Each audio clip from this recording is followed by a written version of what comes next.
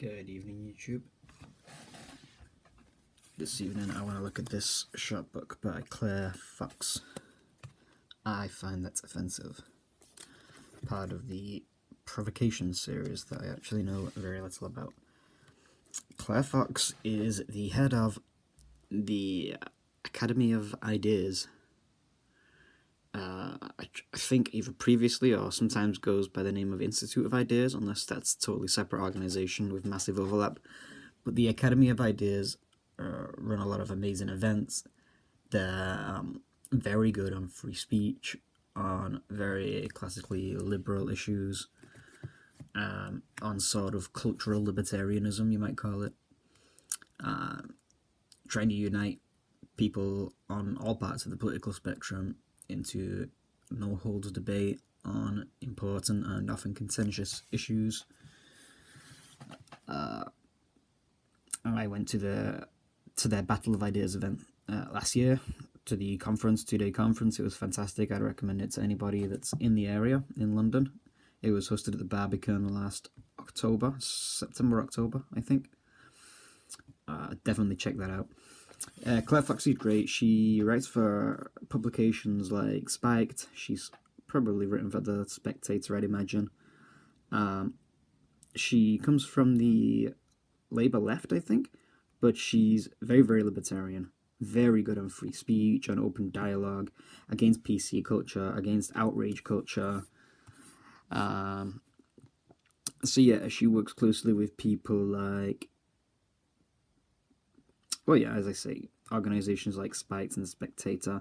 I went to an event where they had a debate, for example, with talking about the March for Our Lives. And they had James Delingpole from Breitbart, who's always awesome to watch. Pissed off a lot of schoolgirls that were on an outing at that. There were, I don't know why, but they were angered by what he was saying. He was basically saying that politicians shouldn't pimp out kids, and that teenagers and kids should be enjoying their youth and not trying to change the world and be used by the Democratic Party, etc. It was really funny because there was a Republican and a Democrat representative there, and the one lady that was with the Democrats explained that this was something that kids wanted to do. It wasn't like something they were pressured into or something they were just coerced into doing. They wanted to do this. They felt passionately about it. And then the Republican lady spoke, and she said she hates to contradict her fellow countrywoman, but it absolutely was manufactured by the Democrats at the time. She was there.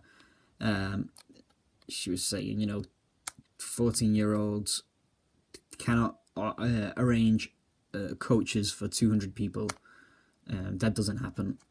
It was absolutely organised by probably academic staff. I don't remember if she said that, but definitely by the Democratic Party. Anyway, I digress. The point is, there were a lot of exciting, divisive, different conversations going on with plenty of audience interaction. Really got to the real debates. None of this grievance culture about the book. So yeah, it's titled "I Find That Offensive," which is very appropriate by Claire Fox. And so yeah, she addresses the outrage culture on campuses, the culture of shouting speakers down, of banning publications, of banning words, of telling people what they have to say, all of the crazy campus nonsense that anybody who's concerned about that kind of thing already knows about.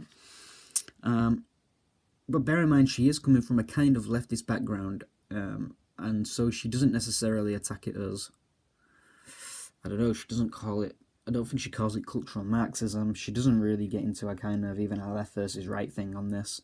She just doesn't like the entire snowflake generation, sort of, that whole approach to life, to learning, to our social life.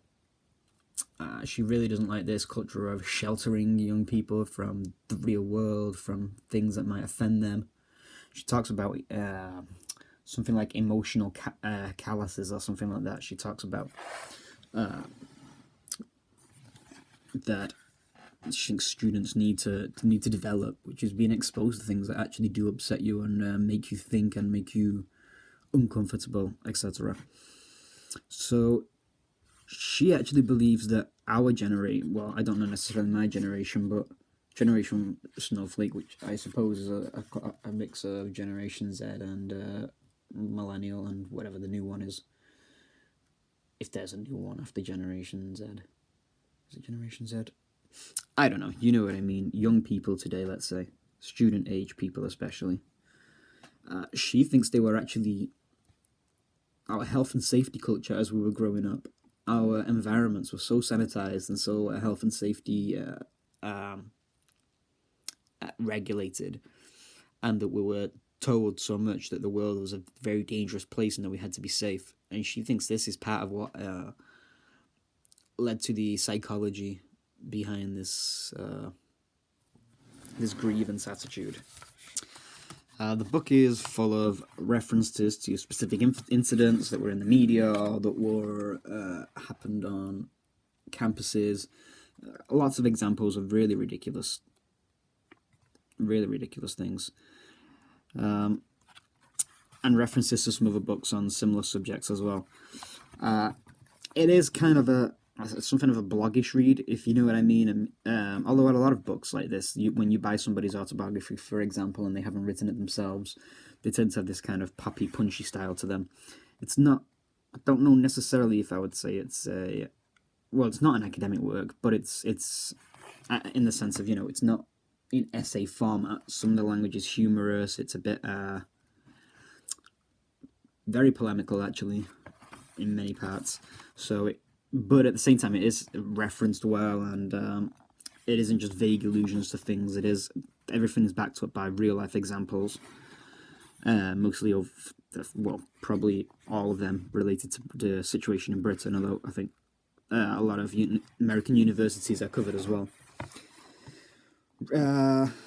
Right towards the end, she starts talking about. Well, she gives advice in a letter of what to do if you yourself are concerned with this sort of thing, what you can do to make things better. As I just passed here, there's don't play their own game, as in don't play the victim thing. She talks specifically about if you disagree with the way that the feminist viewpoint of the world that you get in academia, don't go and make don't try to go and make a victim out of men and stress how much men suffer. Don't just invert what they're doing and basically do the same thing. She talks again about don't just be here it says don't just be an un-PC rebel lashing out, but there is some value to that, I think. Yeah, trolling is important. And then there's this one part where she's talking about, if I can find it, she's saying instead of don't make the argument superficial, but ask, for example, what Sartre might think of speech codes on campus. That's one of the ones she says specifically. Personally, I'm not too interested in what Sartre thinks. I've tried reading his work several times. It's intolerable. But I think the point is all the same. I can't find the quote now. It's better. Oh, here we go. Okay. So she says, well, it's your fight, so you will need to find your own way. But you could do worse than to stand on the shoulders of giants. Perhaps start with those modern radical philosophers who struggled with the existential questions of their time about how we should deal with our human condition. Of being condemned to be free. She puts in quotes. What would Sartre say about safe spaces? Howard Camus, I'm really sorry if I'm butchering that name, I've only ever seen it written down before. Would he react to Roads Must Fall? Is a very good question. What would Simone de Beauvoir think about identity politics? Again, a very good question. And yeah, so that is a really interesting angle to take. And I do know a lot of reactionary thinkers, libertarian thinkers have taken more recently to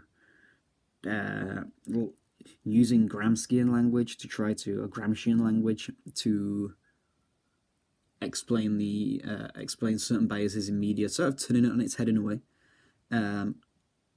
Taking some of the tools and some of the insights from the modern existential movements after Sartre, from the Frankfurt School, critical theory, etc., but sort of turning them on their original assumptions. So a lot of these people, Sartre, for example, was involved in Maoism at the time, and so it's kind of like taking the things that they said, that the tools that they offer for analysis, and actually using them, turning them on them, and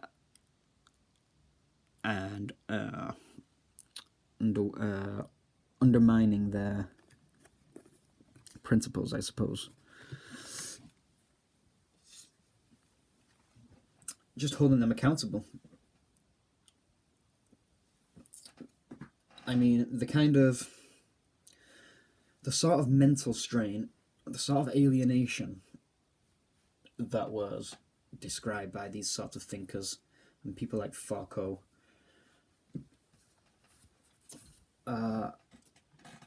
is nothing compared to literal speech codes on campuses and things like that. I suppose the missing link is Marcuse's horrible essay, Repressive Tolerance, in which he pretty much just justifies suppressing everything that comes from the right and allowing everything that comes from the left, and argues the case that we can never have real freedom until everybody's equal, and so until we've been sort of liberated from capitalism, until we've been emancipated, as he puts it, there shouldn't be allowing free speech for oppositional voices, for reactionary voices, for example, or for individualists, whoever. They should be repressed in order to, until we have this full liberation where everybody's equal, and then from there we can have free speech, but not now. I'm not making it sound very intelligent, but it's really, read it for yourself. It's not written in goofy, convoluted language. Little bits of it are, but you can understand it basically. It's just a recipe for, it's just sensorial rubbish. I find that offensive by Claire Fox. It's a good little read. It's a kind of a, what would you call it, like a coffee table book or something like that. It's very short. You can read it in a few hours, and the pages are quite small. The margins are considerable. If you're already neck deep into all these kind of situations, if you've been following Jordan Peterson from the beginning, if you're a reader of Spiked and Spectator and things like that, I don't know if you're going to glean anything new from it, as in new information, although she does have some unique angles and insights into it. I'm not saying I necessarily agree with them all, but her approach and her, her conclusions, her explanations for how things are the way they are, and also how to fix it, are distinct. It's not just generic, and it's not the kind of book that just puts out a bunch of complaining about the way things are and then doesn't really offer anything up. It does offer some reasonable approaches to resolving these kind of problems and allowing for freer debate within the public sphere, which includes campuses, as they receive a lot of government money and are not private corporations. Yeah, I'm tired, as you can probably tell my voice. I've barely paid any attention at all, and actually I don't even know what's been shown on camera. I've barely been looking at the screen. But yeah, I wanted to upload something else tonight. Have a nice night, folks. If you have any comments about the book, if you read it yourself, if you're interested in reading a copy, anything else at all, comment. If my voice is too slow, if I'm a bit boring, if I'm unclear, if I'm not loud enough, whatever. I've never really uploaded stuff to YouTube before, so help a brother out. And if you have any books you recommend me that you'd like to see me talk about, review, recommend them to me in the comments. If it's Bear in mind, I read a lot more non-fiction than fiction, and I'm open to reading novels. The shorter, the better. But I have to really be interested in it to read a novel. As for non-fiction, I'm mostly interested in political, social, philosophy, economic, just that sort of sphere. I obviously, if it's not I already have a long to read list. So if it's a long book that you recommend me, I might not, unless it's something that really interests me. I probably won't read it. But if it's less than 200 pages, even better if it's less than like 100 pages, I'll almost certainly try to review it out of appreciation just for you leaving a comment. So have a good night, folks, and I'll try to make this channel a bit more interesting as I get the hang of this. I don't even know how to use the editing software properly yet. Anyway, good night.